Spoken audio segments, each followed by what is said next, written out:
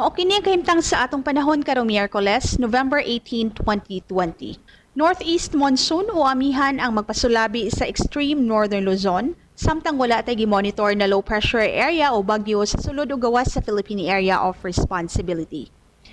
Tungod niini ang tibok Visayas, Palawan, dakip ng Kalayaan Group of Islands ug Occidental Mindoro makasinati og maayo nga panahon o generally fair weather, din magpasulabi ang kainit inubanan na sa mga panagsang pagpanagom, pero posible gihapon ang mga patak-patak na mga pagulan labi na sa hapon o sa gabi dala sa atong mga localized thunderstorms. Kahimtang usab sa atong hangin o kadagatan, hinay ngadto sa kasarangan na hangin ang magpasulabi sa tibok Visayas, Palawan ug Occidental Mindoro ug ang kadagatan magmalinawon ngadto sa kasarangan ang pagbalod. Sa Metro Cebu ang adlaw mosalop sa alas 5:18 sa hapon ug mosilang sa alas 5:41 sa buntag.